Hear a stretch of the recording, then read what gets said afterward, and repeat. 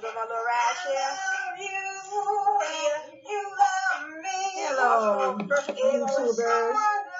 Cheryl Arlette Hubbard Walker back again with another video. My song in the background.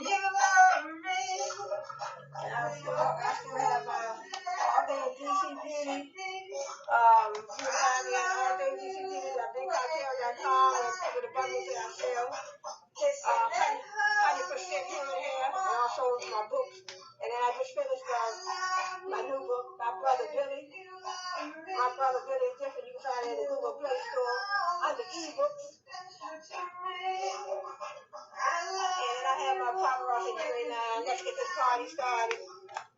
Paparazzi Accessories.com, 218-618.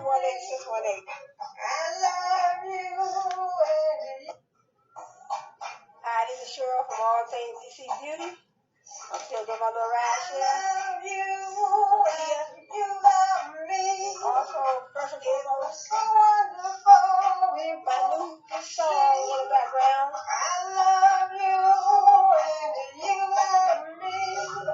And I still have All Things DC Beauty. You can find me at allthingsdcbeauty.bigcartel.com and for the bundles that I sell. 100% human hair, and also my books. And then I just finished my new book, My Brother Billy. My Brother Billy is different. You can find it in the Google Play Store under ebooks. And then I have my paparazzi jewelry line. Let's get this party started. Paparazzi Accessories.com, 218-618. Yes, YouTubers, my friends out there, YouTubers, family and friends. Yes, this is a song that I wrote and I'm singing. And I just want to show you today how I do my beats. This is my second song, so I really never ventured out into music, but I decided I wanted to just hear how I sound. So I wrote a couple songs, and after my husband passed away, I wrote a couple songs, and I actually really wanted to hear how I sound. And a lot of people told me, you should have made you some songs, or they sound pretty good. So these two songs that I wrote are dedicated to my husband. So, but I want to continue to write. I know he would love for me to finish writing and songs and continue to sing. So to start out, as usual, I have my Lala probiotic. So.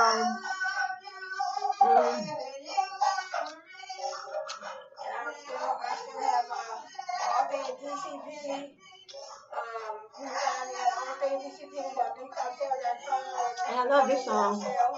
And then my other song, I love that too.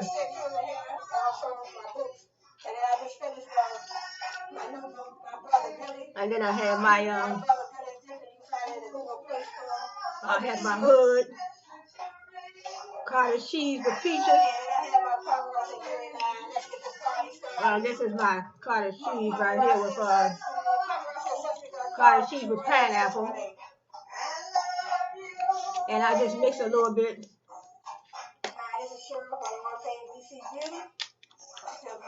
I love you and you love me.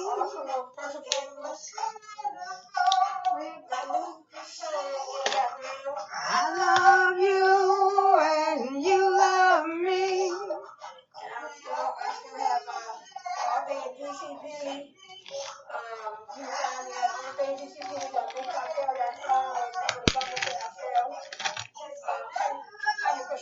I take my pineapple, cottage cheese with pineapple.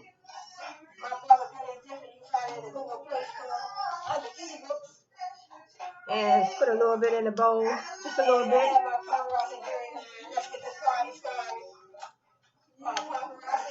And then I also do a little paparazzi jewelry as I'm presenting here my paparazzi jewelry line. Paparazzi Accessories.com, 218-618. And I do, and this is my hood. So I just take a little bit of that and mix it in there.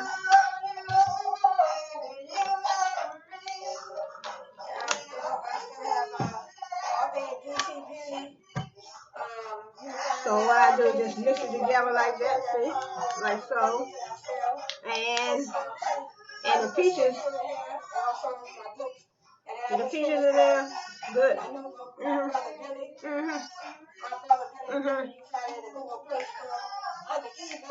And my 3 books in the Google Play Store on the ebooks. Check them out. They're good for the kids to read.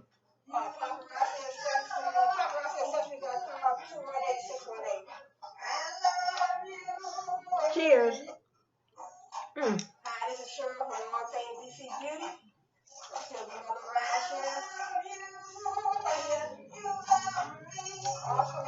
It's so good.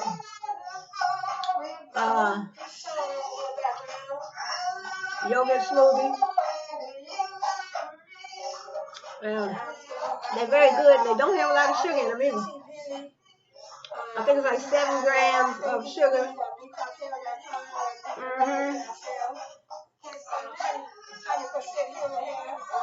So,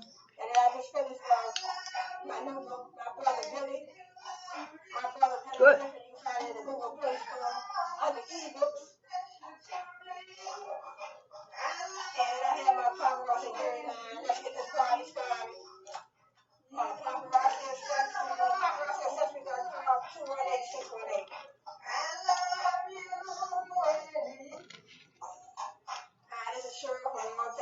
So what I do,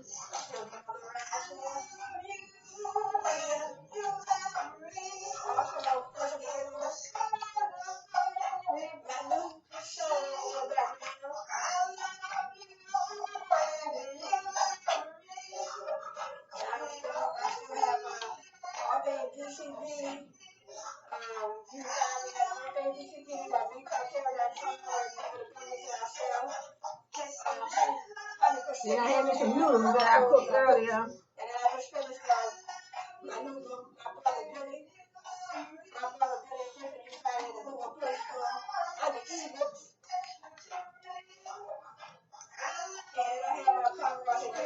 Let's get this party started with the paparazzi during that.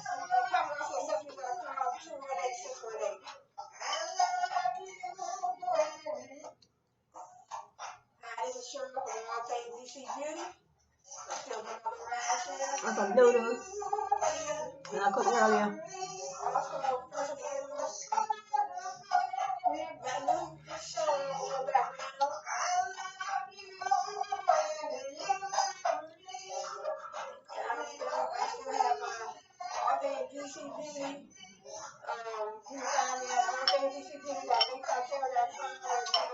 What?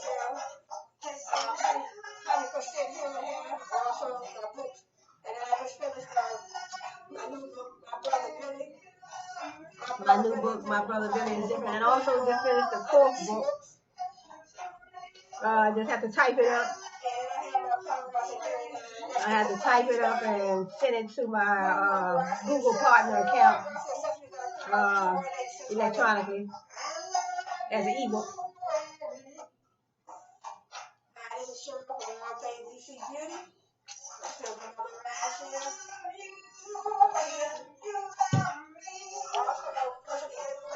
So now I want to let me say it.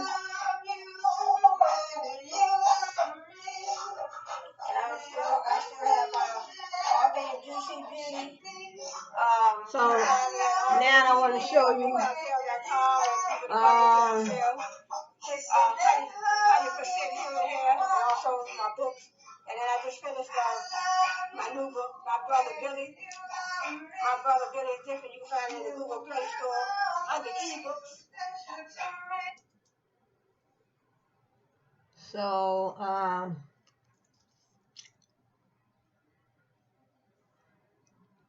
go to Unbelievable Beats.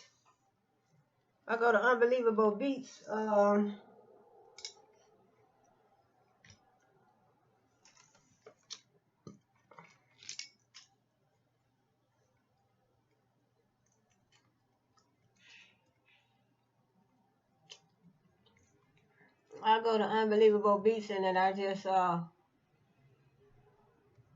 try to see what the beats sound like.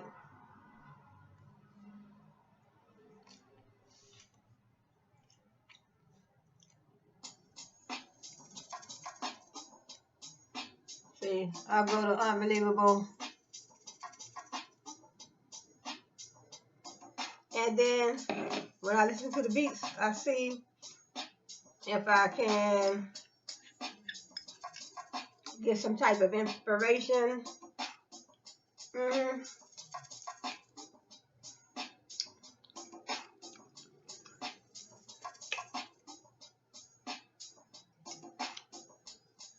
Now, this beat right here, it gives me some type of inspiration.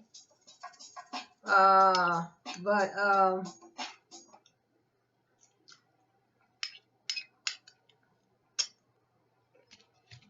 it gives me some type of this hood is real good. My husband used to always eat this cottage cheese, so I never really. And this hood has a lot of fruit in it. This is what I like. It has a lot of fruit in it.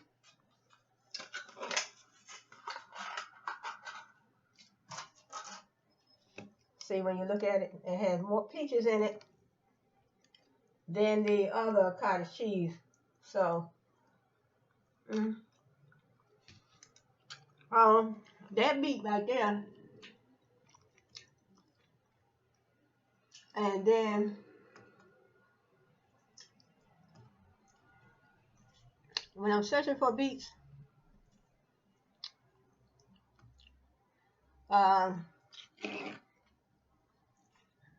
let's try this beat right here. Battle Cat Kit.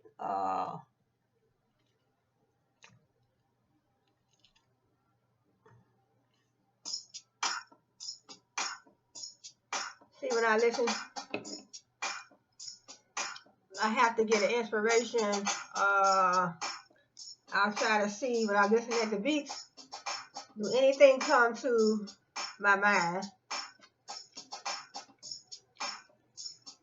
as far as putting the words together.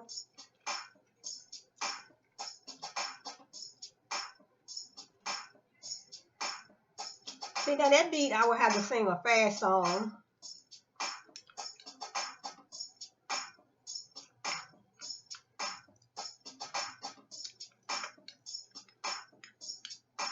I would have to do a fast song, but that don't seem like that would be my beat.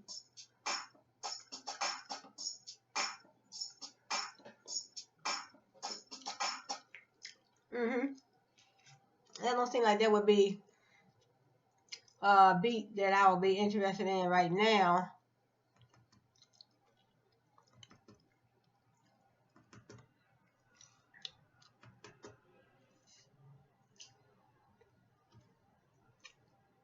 Go ahead, let me try.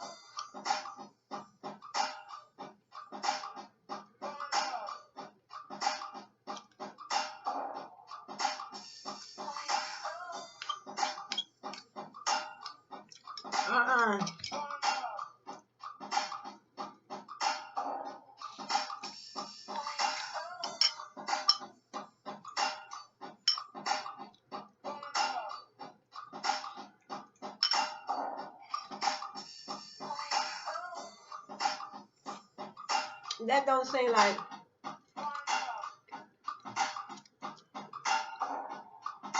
Let's try another. Let me try.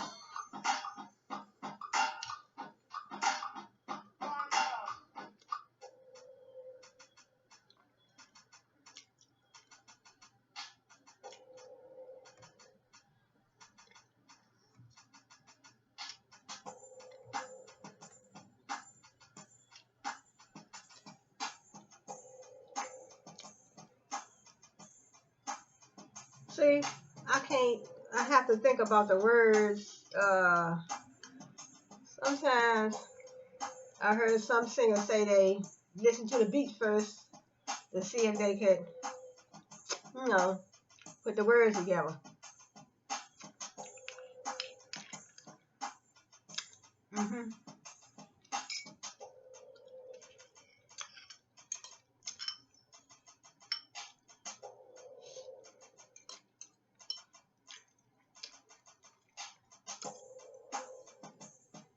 That's a nice beat.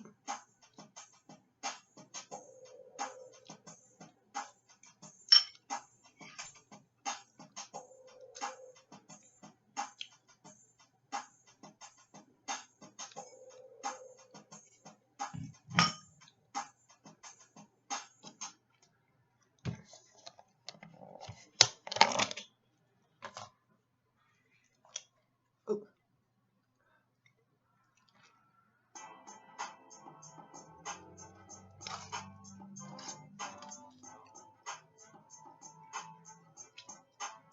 It's pineapple, but I'm gonna mix that in there since this don't have no top.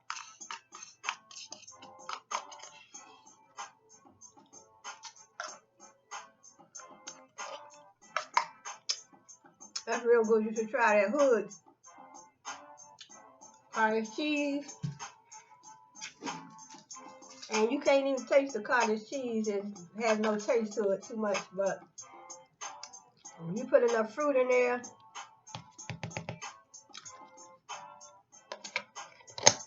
I'll put this up for later on. Fat free. It has, yeah, say fat free. And let me see,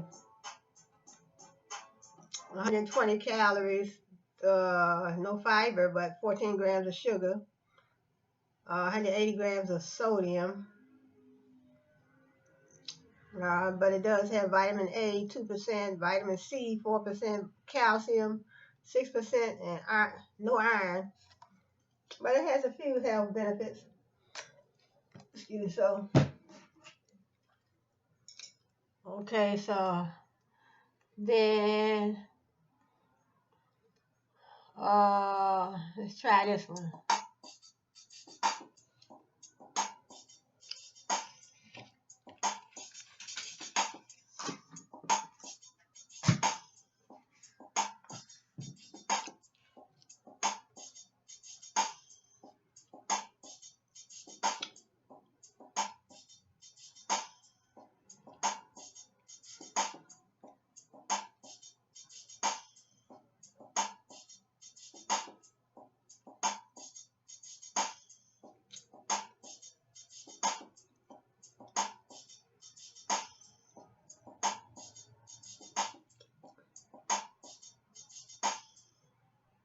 Now, my other songs that I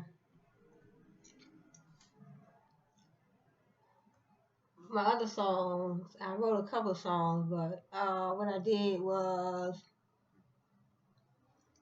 um,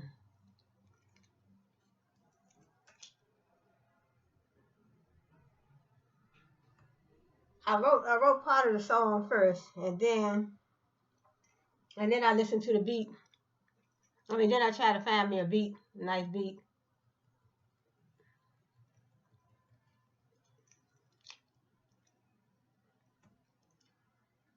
This is my first song.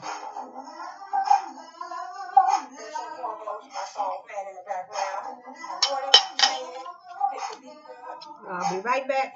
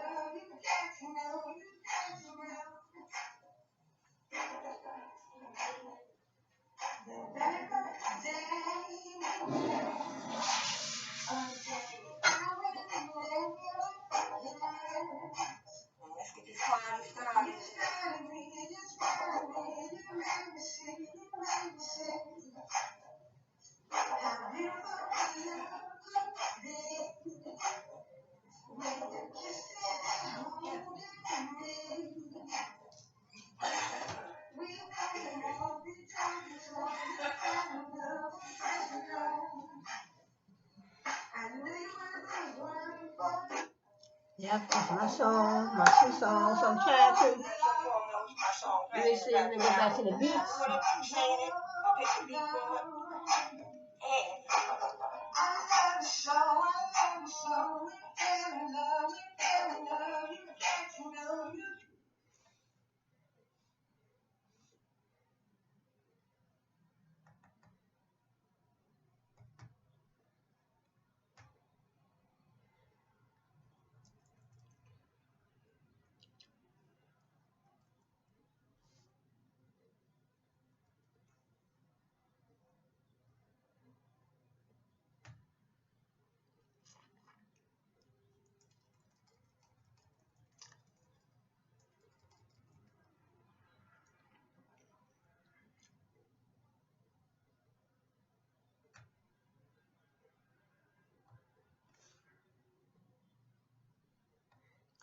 Sometimes I try to see what beat would be best for the, depending on the song. I want to do a rap song next.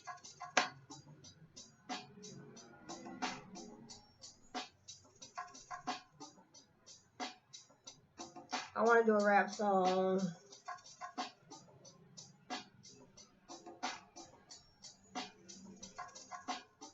I'm probably gonna have to jot down some words and see if I could uh see what type of beat I need, to go with those particular words in the beginning. So sometimes I need to jot down when I'm alone, and nice and quiet, nice quiet spot. Um,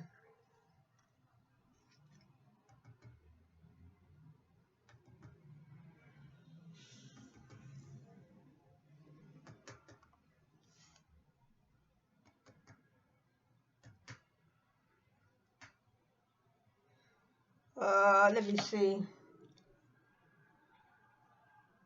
We try this one right here.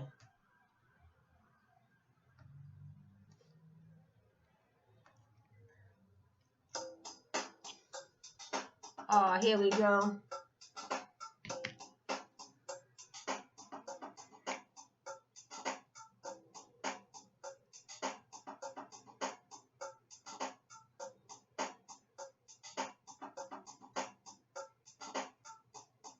Now that beat is kind of fast, so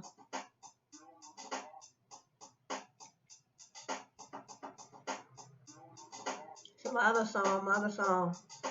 I love you and you love me.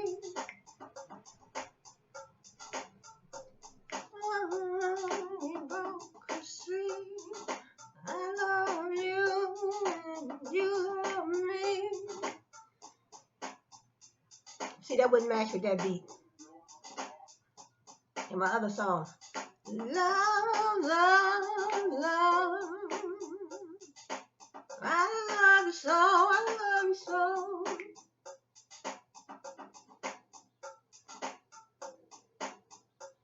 See, that beat wouldn't I chose a nice beat for the song that I already made.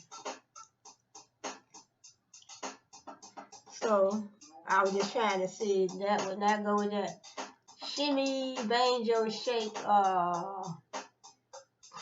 crime, Rick Ross,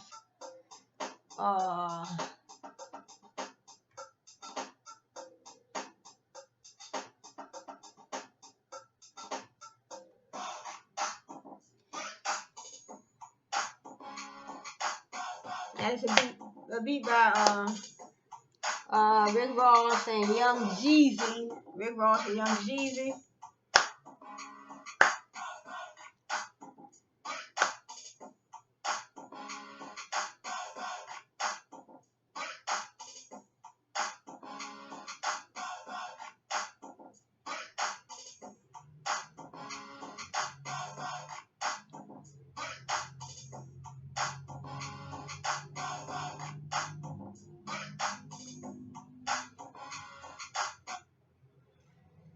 So that, it say these beats are free, Yeah, it says free. So I assume they don't mind us using these for our songs. Let me try the couple more. Here go one right here. I have no idea how they sound.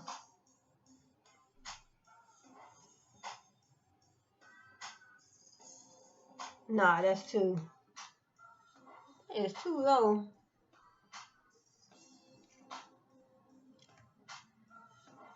Uh,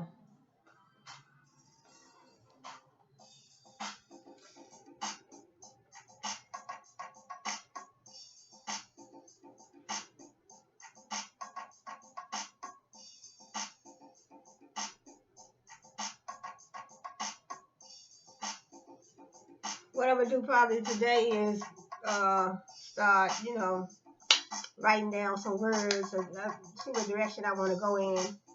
I want to do couple of rap songs, and I want to try to put a whole album together. So I already have two, but I'm not really, a writer, but I'm gonna try my hand at it. Never, never be a failure, but a try. Nothing beats a failure but a try. So, let me see. Let me see. Let me try this one. Head Bob. Oh no. Let me try the Twilight remix. Uh, let me try this one.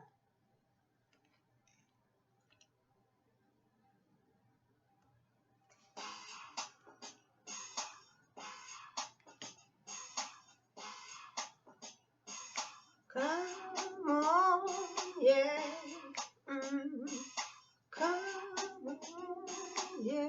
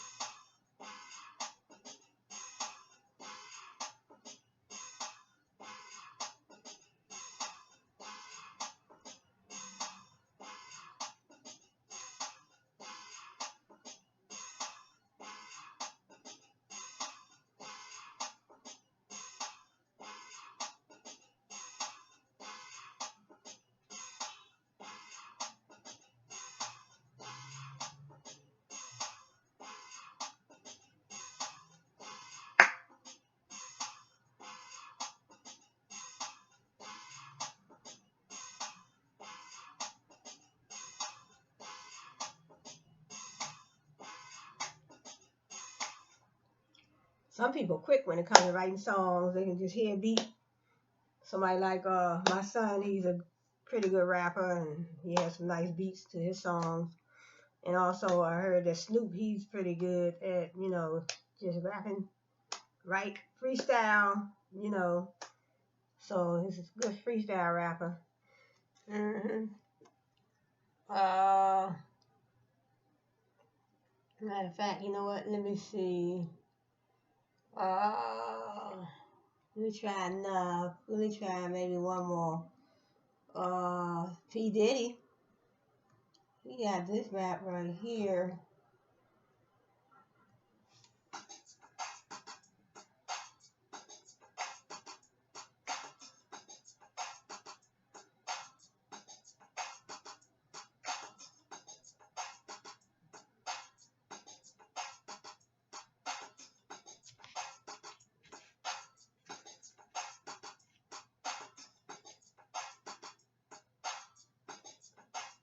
I don't know what type of words I would put together with that type of beat, but it's a nice beat.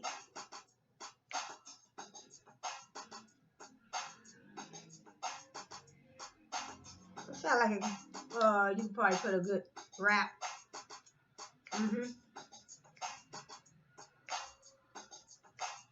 Sound like a good rap could go with that beat.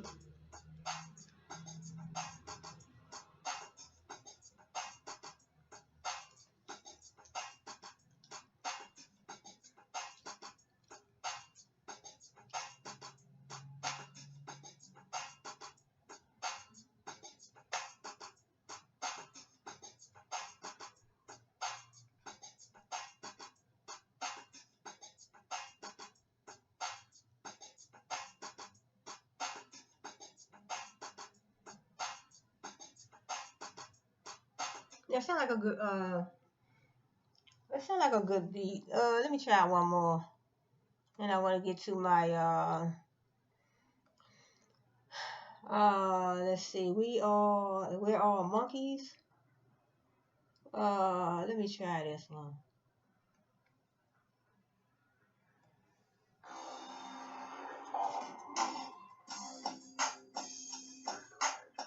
Now, see, I like something like that. See, I don't like my beef fast, but I like this one. It's a nice one. We're all monkeys.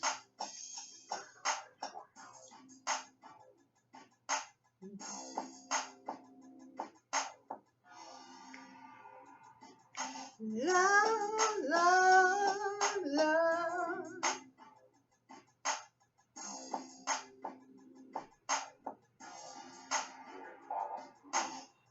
I love so, I love so.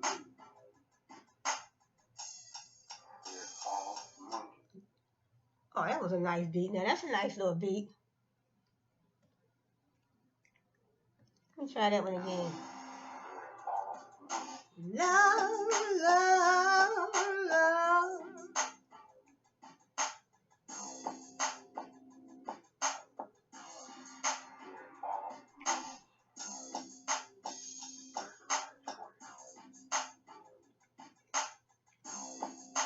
Now, see, in my spare time, I think I'll pull this beat back up and see if I can put some words with it. But these are the words that go to my other song. Love, love, love. I love you so, I love you so. Oh, yes, I like that one. Let me try that one again. I love you so.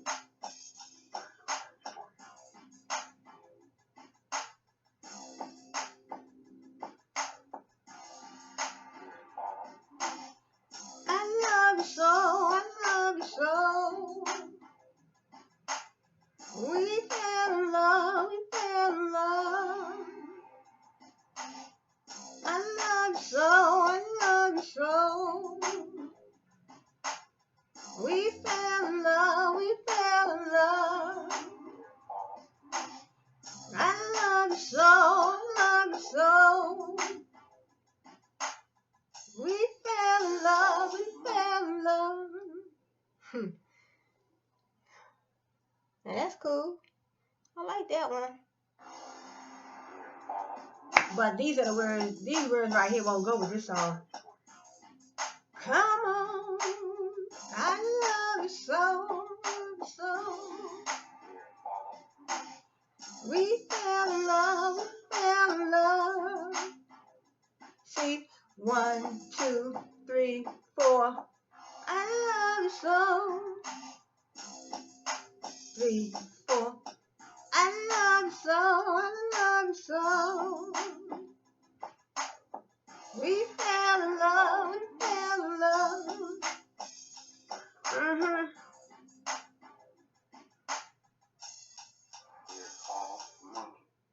Yes, I like that one. Okay, I think that's it for the music today. So what I want to do, you know what? I'm gonna get with that song right. I'm gonna get with that beat right there. I'm gonna get with that beat later on. I am going to get with that beat later on.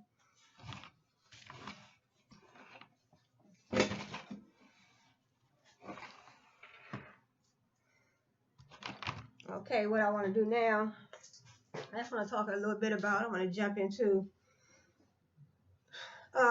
accounting. So, in other words, I had talked about on my previous videos, a couple videos about accounting. In other words, I'm running a business. My business is Cheryl's T-shirt and jeans retail LLC. I always want to run an LLC, so my liability would be limited. In case someone tries to sue me and say they put the jeans on and the dye rubbed off on their legs and caused a rash or uh, you know, some type of problem they had, and they went and got a lawyer who was trying to sue me. So that's why I always want to get an LLC uh, company. So in other words, I'm running my business, Cheryl, t-shirt and jeans. I have my target market, uh, my target market, what I have my company name. I'll be a LLC, and I will have a storefront, and I will have an online presence, and I will try to build my brand, my personal brand, and my business brand. So I will be building that up. Those two up, I build those up, and then I want to do. I want to have my information systems. Excuse me. I want to have my accounting information systems. Set up in all my buildings. I have 50 buildings with a certain amount of offices, and I need my accounting information systems. I need them in all my offices. So I need my networking professionals to come in and do what they need to do. And then I have my managers. They'll be overseeing. I have about 10 managers because I have a wide area network, and I have a couple of local area networks. So I have my managers. They'll be there overseeing the property and the business, and you know information and all that, while I'm not around. So information that needs to be pertinent and valuable information that needs to come into my organization. Uh, I need my accounting information systems. I need a database information system. I need a strategic information system. I need strategic information system, managerial information system, and I need accounting information system. And so I need those, and I need those to be accurate, on time, and reliable, accurate, and on time, and bringing in the proper information. So what type of information do I need? I need information. I need information coming into my organization so I can make, so my managers, as well as me, the owner, can make those valuable, pertinent information, decisions, not information, decisions that we need to make on a day-to-day basis. I need information on my creditors. I need information on my creditors, competitors, suppliers, manufacturers, customers, consumers. Trend. I need information on the new trends in the market. I might want to, in the marketplace. I might want to put out in other words, I'm doing t-shirt and jeans. I might want to see what the market looks like for fur coats, leather coats, or shoes, tennis shoes, all the name brand Jordan tennis shoes or Nike tennis shoes. I want to see what the market looks like for me to step into that type of market. I might want to expand my market, so I need that information coming in. I need my databases, my mainframes, my supercomputers, my mini computers, my microcomputers. Now my networking professionals will tell me which systems are better for me to run in my organization. Do I need mainframes, which are the larger ones, the larger mainframes? Do I need microcomputers? Do I need supercomputers? Or do I just need regular desktop mini computers? So 9 times out of 10, the staff will have the mini computers. They will have the mini computers or the microcomputers. So I will have to check with my networking. But 9 times out of 10, mainframes probably would need a mainframe, probably in a different location. But the mainframes will not be for the employees. So in other words, my networking professionals, they will have everything set up. So they'll have that. And then I want to see, as I said in my previous video, do we want to have do we want a fully wired network or fully wireless? 9 times out of 10, what I studied and what I learned from my research, we can have a wireless, but it's not always going to be fully wireless. So it's going to be some wires somewhere. So my networking professionals, will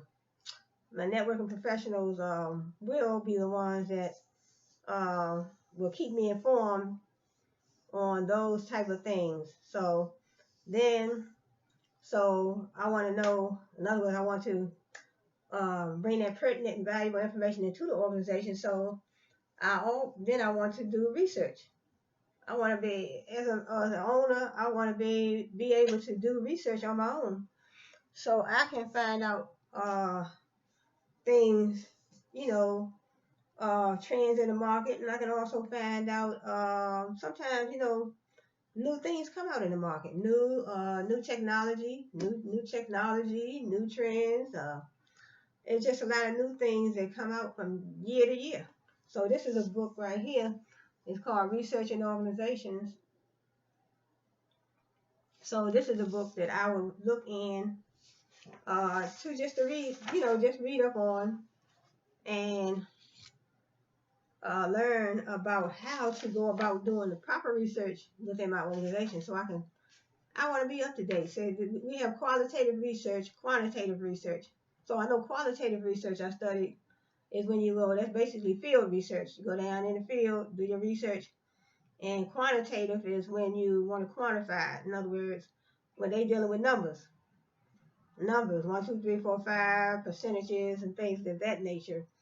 Qualitative research is field research.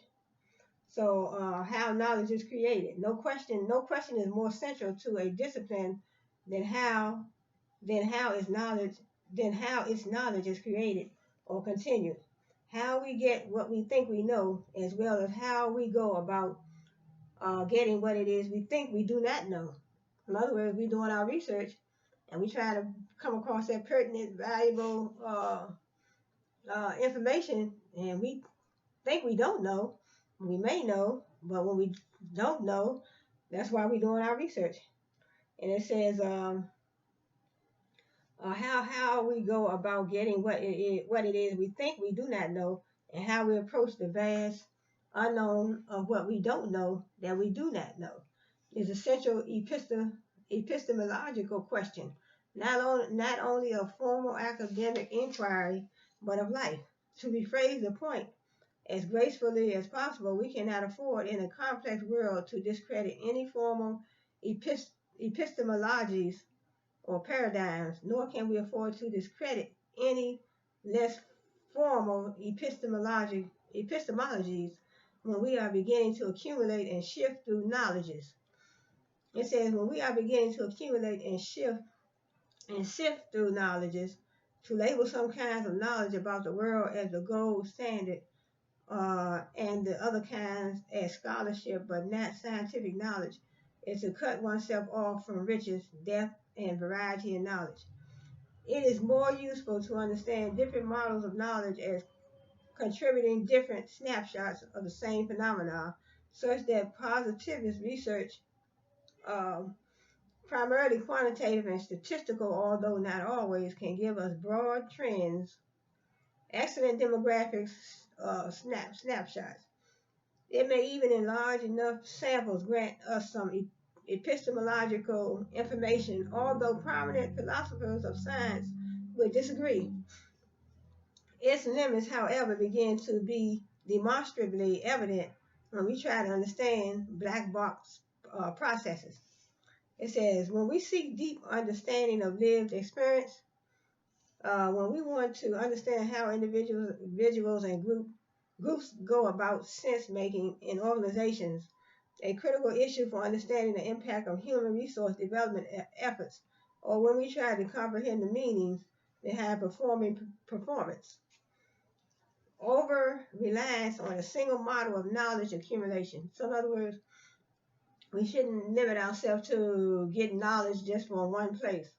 You know, qualitative research, quantitative research. You have your internet, you have your libraries, encyclopedias, Library of Congress. They have a world of information, and then sometimes people can give you information.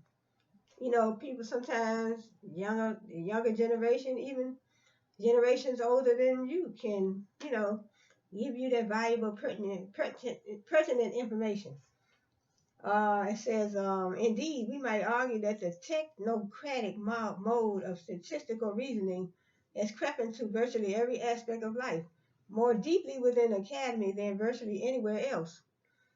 Uh, Postman 1993 suggests that this frame of reference is fairly new in historical terms and represents a vastly different means of constructing the world than other ways of seeing it.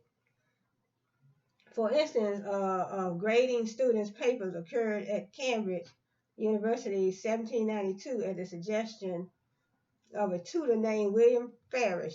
No one knows much about William Farish, not more than a handful have ever heard of him, and yet his idea that a quantitative value should be assigned to human thoughts was a major step toward constructing a mathematical concept of reality. If a number can be given to the quality of a thought, then a number can be given to the qualities of mercy, love, hate, beauty, creativity, intelligence, even sanity itself. When Galileo said that the language of nature is written in mathematics, he did not mean to include human feeling or accomplishment or insight, but most of us are now inclined to make these inclusions. Our psychologists, sociologists, and educators find it quite impossible to do their work without numbers. They believe without numbers they cannot acquire or express authentic knowledge. So this is a good book right here. So as I said, research and organizations. So then we come down here to the shift to emergent models of knowing, primarily qualitative, is likewise deeply implicated in the culture wars on campus, in the politics of political correctness and identity politics, and in the critique that argues that higher education is failing because it has fallen away from real science. None of the contemporary critiques holds water, but scholars wishing to uncover what qualitative research can uncover should at least know the kinds of criticism that tarry abroad in the land. So I talked about my time at Capella University. That's where I was studying, working on my PhD in organization and management. I took a course called qualitative. It was qualitative research, qualitative and quantitative research. And I took a course, and I don't have the book over here right now, but I took a course on qualitative research and quantitative. See right here, qualitative is one way of describing this new knowledge, but it is not the most accurate. A more accurate description consists of specifying the underlying paradigm of a philosophical model from which the enjoiner to use qualitative methods proceeds. For this, we generally specify, for example, phenomenological models, hermeneutics, or anthropological interpretivism. Each of these philosophical stances begin with an ontological premise that at least some knowledge is created by means of intersubjective exchanges. That is, it does not exist prior to its co-creation by two cognizing human beings. This differs significantly from the ontological premises of positivism, which assert that reality is out there, to be investigated separate from the humans who inquire into it, and distinct from the invented system we call science utilized to exploit it. So it's a whole lot in this book that I can read on, but I don't want to make it that long. And so that is research and organizations. And then I have here, this book right here is Business Data Communications, and I found some interesting topics in here. And here it says, in other words, I'm talking about building information systems. I'm talking about building an information system in my organization. So I might need it in different offices. I have a certain amount of buildings. I'm running my Cheryl's t-shirt and jean business, and I have my networking professionals. They're They came in to survey, uh, survey survey my buildings to see what they need, what they need and how they're going to do it, how they're going to set things up, and what type of cabling they're going to be using, because they are my networking professionals.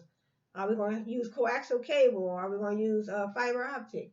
Is it going to be wireless? Is it going to be wired? So it's going to be all some of both.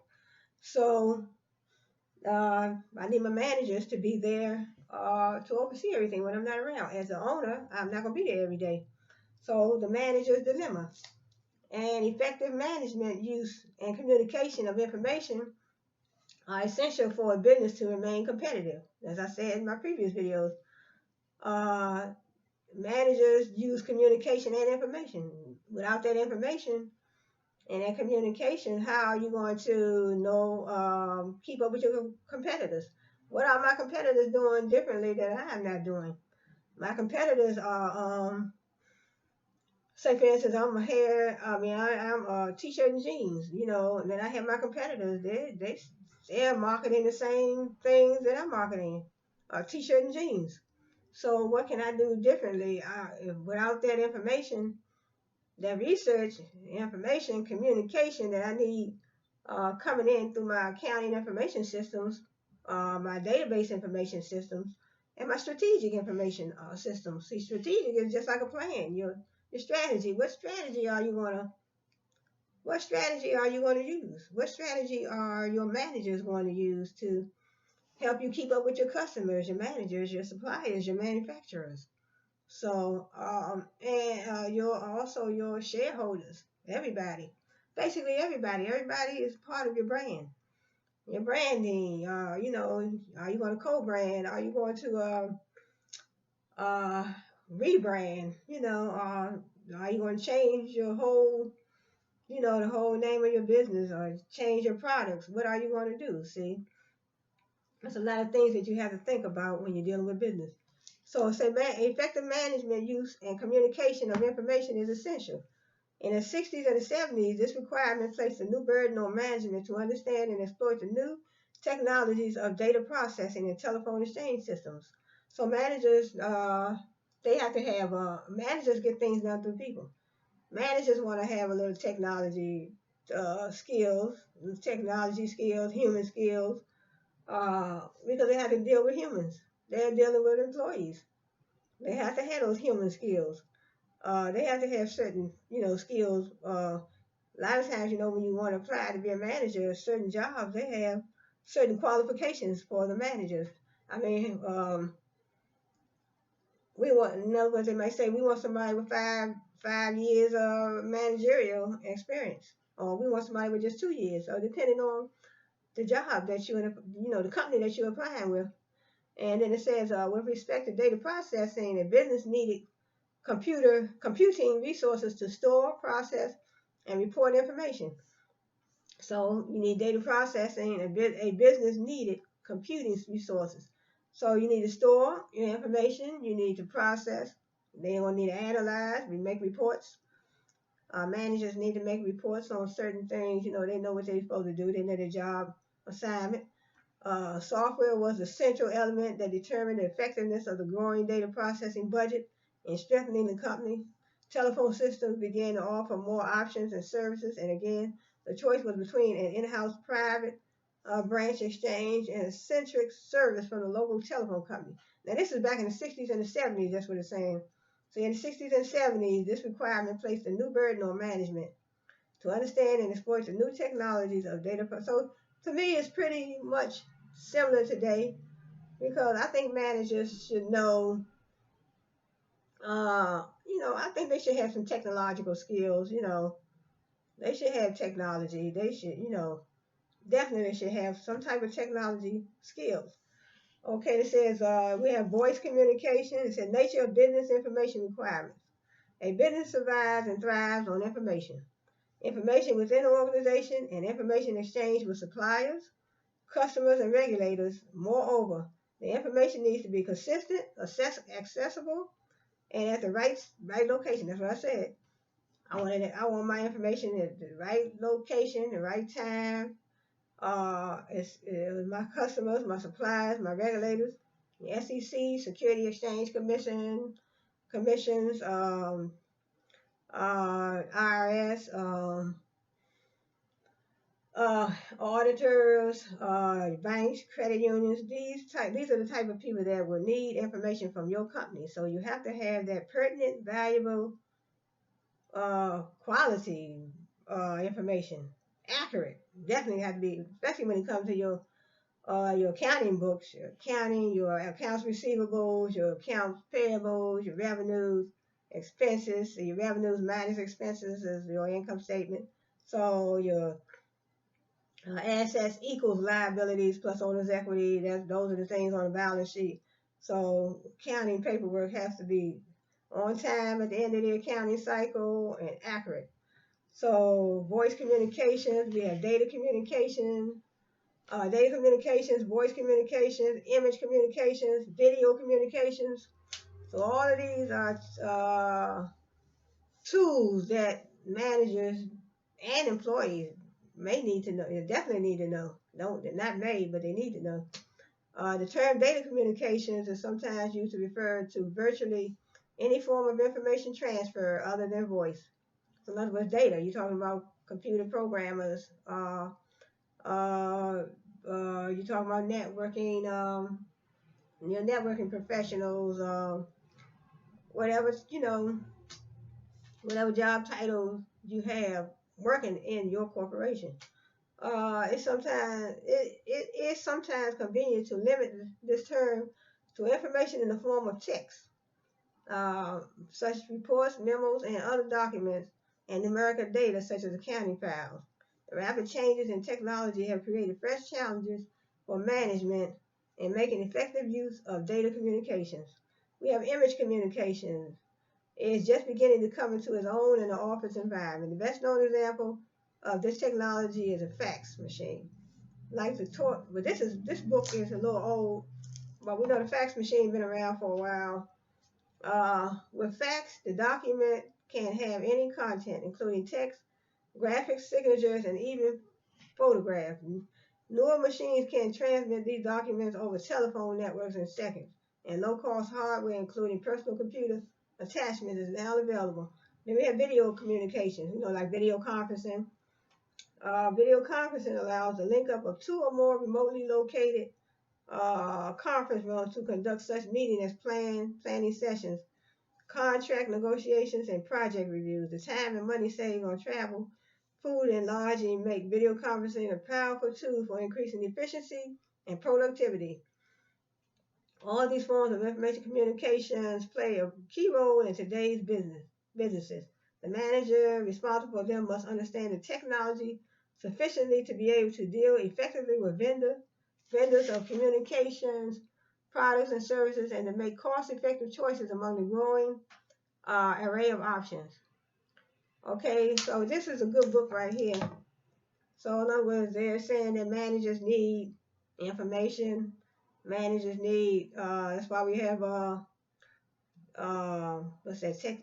technology. We need a technology business technology plan within the organization. So we have information technology. We have information systems. So what type of system are you building? Whatever type of system you build in your organization, database management systems, uh, strategic information systems, and accounting information systems. So those are very important.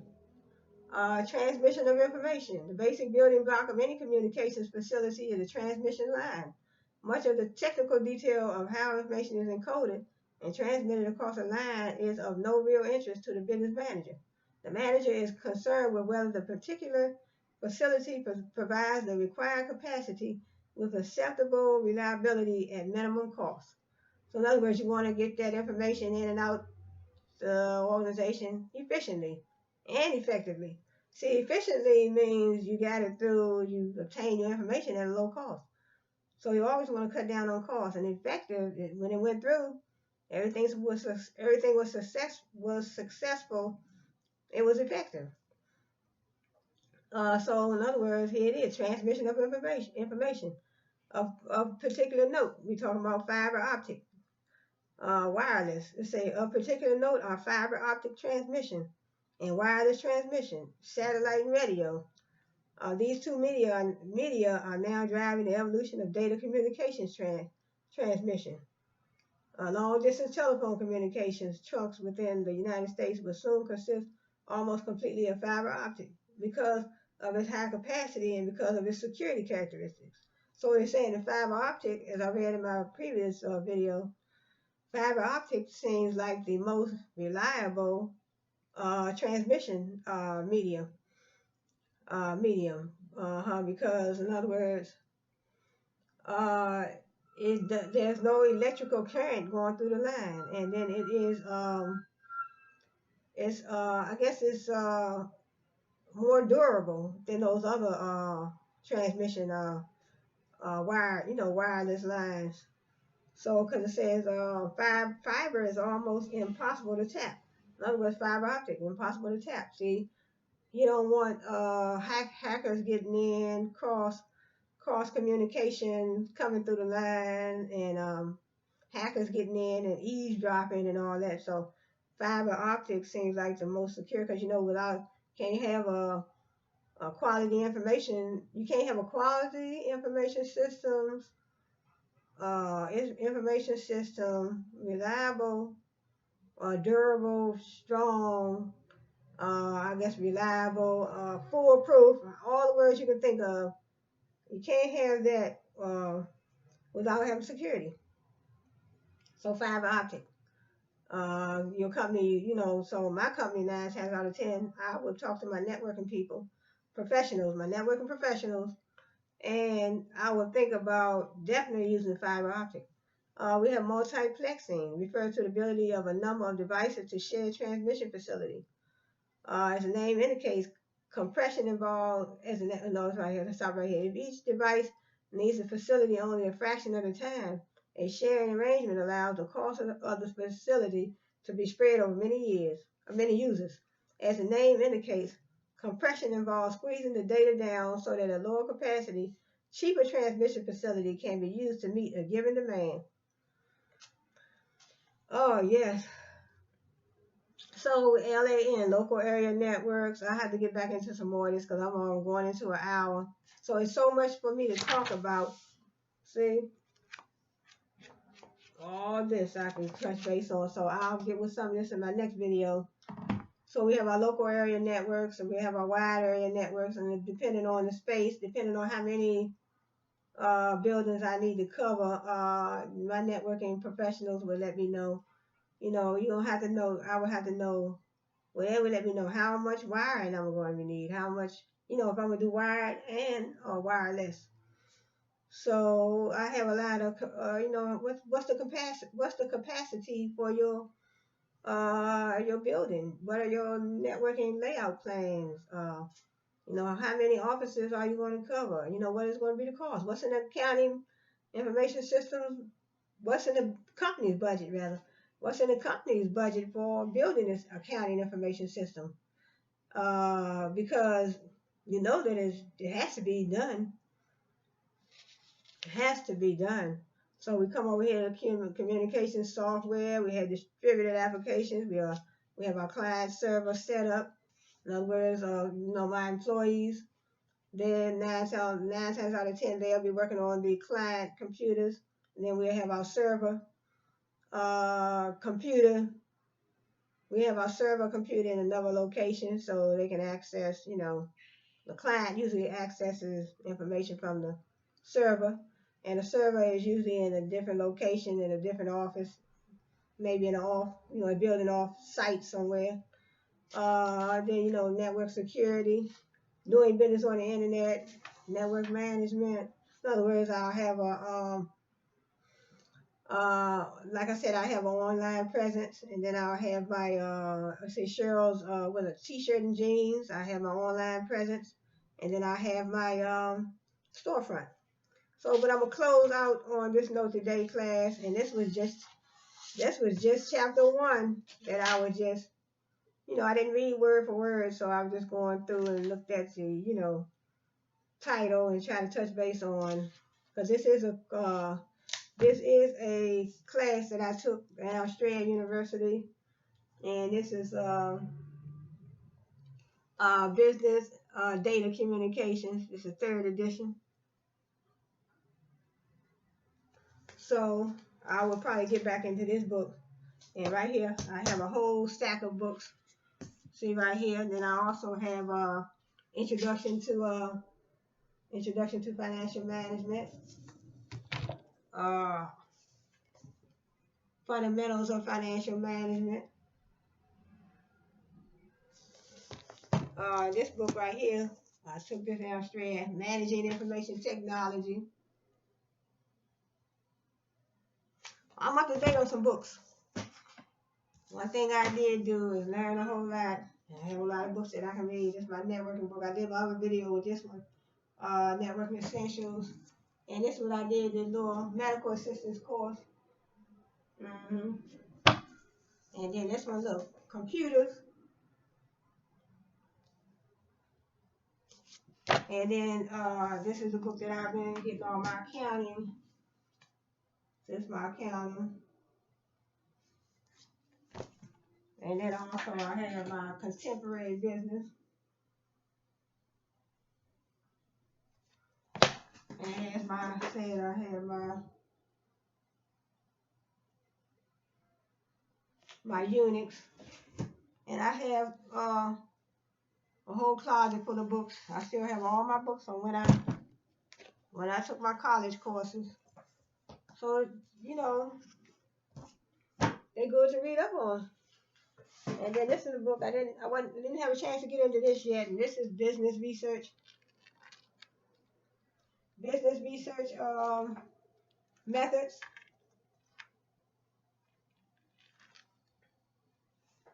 So I'll get into this book next time. It's just showing you about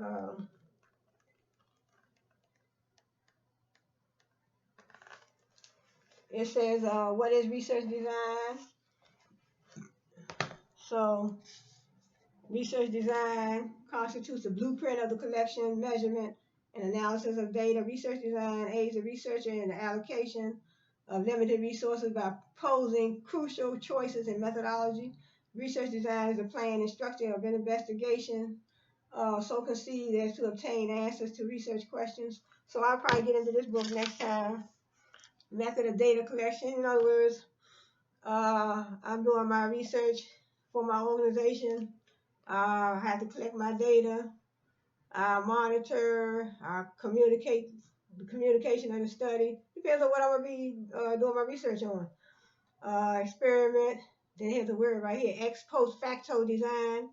Investigators have no control over the variables in the sense of being able to manipulate them.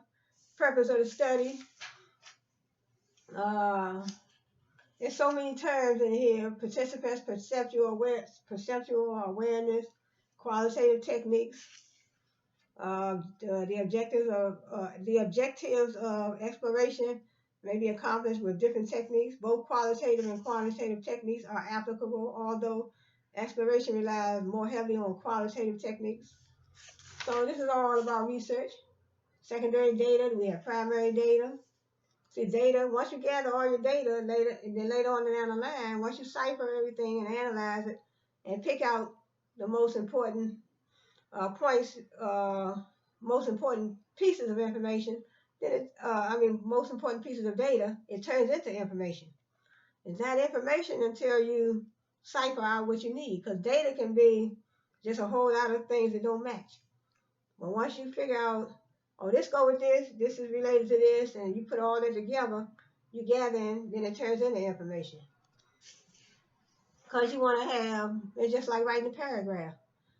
You start out writing your topic sentence, and then you build on that topic sentence. You don't want to start out with a topic sentence and talk about one thing, and then in your paragraph, you start talking about something different. No, it has to flow down. So that's the same thing with your data. When you have a lot of data, you say, I have to, this goes with this. Your topic could be, what if my topic is accounting? I start out with my topic sentence, which is accounting. I don't want to start talking about math as I go down my paragraph. I start out with my topic sentence about accounting, and then I build on it and I go down. So then once you change to another topic, then you write about that topic underneath that. We don't start out with one topic and then don't build on that topic and then start talking about something else. No, that's not how it goes. Because I took a writing class at university at the District of Columbia, and I got an A in my writing class. So class, I'm gonna close out on this note today, and I'll get back in some of these books here. See, I wasn't able to get on this book right here, Business Research Methods, and this is a good book too. And this is Donald R. Cooper, Pamela S. Schindler. And this is this is McGraw-Hill. Yes, McGraw-Hill. This is the 11th edition.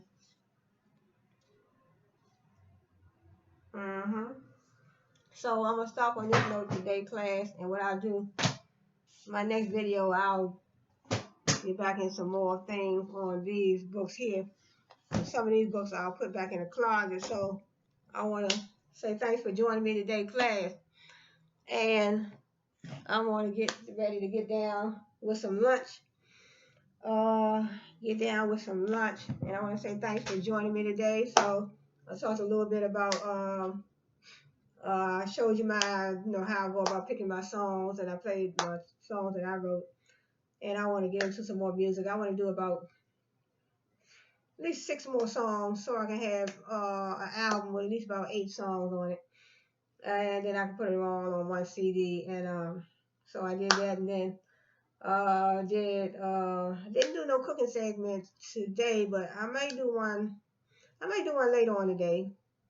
So I have about 62 videos out there now on my channel. So please comment below, subscribe below, so I can, and give me some ideas of what you want to see me cook, or what you want to see me talk about.